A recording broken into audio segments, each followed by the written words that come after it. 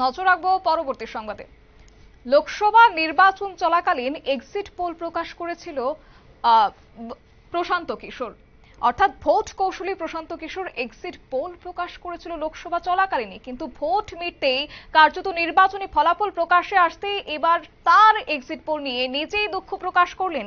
Exit pole নিয়ে এবার দুঃখ প্রকাশ প্রশান্ত কিশোরের। ভবিষ্যতে আর এক্সিট পোল করব না বলেও অঙ্গীকারবদ্ধ হলেন এই ভোট কৌশলী।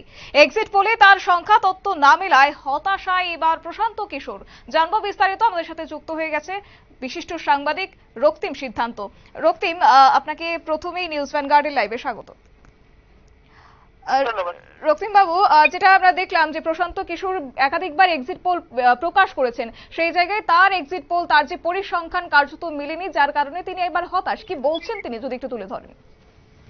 দেখো, ভারতবর্ষের মধ্যে অত্যন্ত সফল ভোট কুশলী হিসেবে কিন্তু পরিচিত ছিল প্রশান্ত কিশোর, অর্থাৎ পিকে।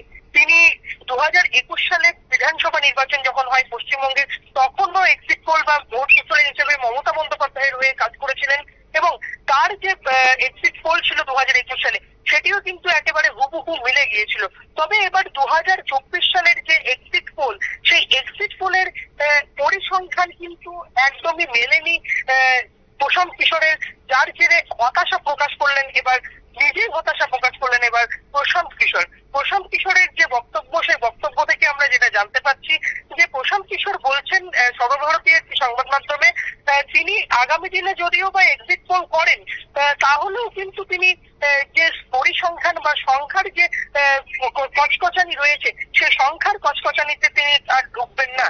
যেটা জানা গিয়েছে যে বাংলা, উত্তরপ্রদেশ, রাজস্থান এবং মহারাষ্ট্রের ক্ষেত্রে এক্সিট পোলে মোদীকেই সব থেকে এগিয়ে রেখেছিলেন পিকে, অর্থাৎ প্রশান্ত কিশোর। সেই এক্সিট পোল কিন্তু একেবারেই না মেলার পরই কিন্তু একদম যখন সেই সর্বভারতীয় সংবাদ মাধ্যমে প্রশান্ত কিশোর এই মন্তব্য করেন, তিনি সংখ্যার কচকচানিতে যে ঢুকেছিলেন, বিগত 2 বছর ধরে যে পরিসংখ্যান তিনি দিচ্ছিলেন, সেটি তার সব থেকে বড় ভুল হয়েছে। তখন কিন্তু কার্যত নিজের কানে হাত দিয়ে তিনি বলেন আগামীতে আর কখনোই তিনি সংখ্যার বা পরিসংখ্যানের কচকচানিতে ঢুকবেন না। তিনি শুধুমাত্র এক্সিট পোল করবেন, কে বেশি থাকবে কে কম থাকবে সেরকমই বলবেন। পাশাপাশি যেটা আমরা জানতে পারছি, পরিসংখ্যানের পাশাপাশি প্রশান্ত কিশোর তার যে বক্তব্য, তার যে প্রতিক্রিয়া, সেই প্রতিক্রিয়াতে তিনি যেটা বললেন সেটি হচ্ছে পরিসংখ্যান বাদ দিলে সবটাই কিন্তু মিলে গিয়েছে, মোদির ব্র্যান্ড পড়ে গিয়েছে, তার সমর্থন কমে গিয়েছে, তার বিরুদ্ধে সব রকম বিশাল মাত্রায় কোনো ক্ষোভ, সাধারণ মানুষের বিশাল মাত্রায় কোনো ক্ষোভ নেই। খাদ্য সুরক্ষা এবং বিশ্বভারতী মোদির মর্যাদা বেড়েছে, মোদী সরকারের উপর বিশ্বাসও রয়েছে সাধারণ মানুষের।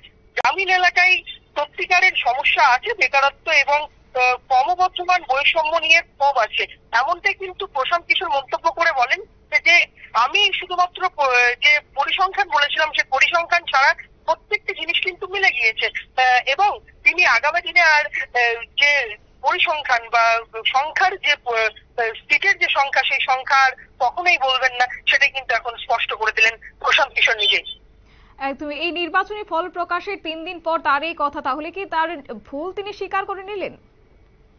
একদমই তাই, তার ভুল তিনি নিজেই স্বীকার করে নিলেন। কারণ তিনি যেটা বলেছিলেন এক্সিট পোলে, সেটা হচ্ছে যে গোটা ভারতবর্ষে এই যে মোদী সরকার বা এনডিএ 330-এর বেশি পাবে, কিন্তু সেটি একেবারেই ভুল প্রমাণিত হয়েছে। এনডিএ কার্যত 300 ঘরই ছুঁতে পারেনি এখনো পর্যন্ত, এবং তাই তিনি একেবারে তার ভুল স্বীকার করে নিলেন সর্বভারতীয় সংবাদ মাধ্যমে আজকে যখন তিনি এই প্রতিক্রিয়া দিচ্ছিলেন। তখন পাশাপাশি তিনি বলেছিলেন পশ্চিমবঙ্গের ক্ষেত্রে, পশ্চিমবঙ্গে তৃণমূল কংগ্রেসের থেকে যে বিজেপি রয়েছে, সে বিজেপি কিন্তু অনেকটাই বেশি ভালো ফল করবে, এবং পশ্চিমবঙ্গে বিজেপি সব থেকে বেশি ভালো ফল করবে গোটা ভারতের মধ্যে, কিন্তু সেটিও কার্যত একেবারে ভুল প্রমাণিত হয়েছে। বিজেপি মুখ থুবড়ে পড়েছে পশ্চিমবঙ্গে, এবং কার্যত এই পশ্চিমবঙ্গে একেবারে তৃণমূল কংগ্রেসের যারা ছিলেন, তৃণমূল কংগ্রেসের আসন অনেকটাই বৃদ্ধি পেয়েছে।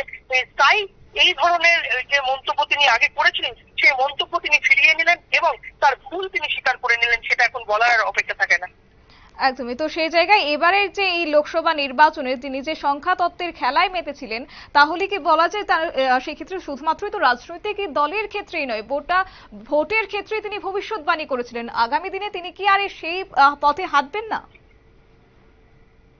দেখো, আগামী দিনে যেটা প্রশান্ত কিশোর যেটা বলছেন সেটা হচ্ছে তিনি এক্সিট পোল করবেন বা ভোট কুশলী হিসেবে কাজ করবেন, সবই ঠিক রয়েছে, কিন্তু পরিসংখ্যান বা সংখ্যার যে তত্ত্ব সেই তত্ত্বে তিনি আর মাপবেন না।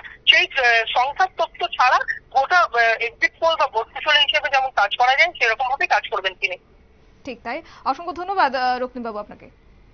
বিস্তারিত তুলে ধরল রক্তিম সিদ্ধান্ত, সাংবাদিক আমাদের সাথে ছিলেন। তবে এক্সিট পোল নিয়ে কার্যত এবার নির্বাচন ফলাফল প্রকাশের 3 দিন পর অবশেষে তিনি মুখ খুললেন এবং তার যে পরিসংখ্যান তথ্য তিনি দিয়েছিলেন কার্যত সেক্ষেত্রে তিনি এবার দুঃখ প্রকাশ করলেন। ভবিষ্যতে আর এক্সিট পোল করবে না বলেও অঙ্গীকারবদ্ধ হলেন এই ভোট কৌশলী প্রশান্ত কিশোর।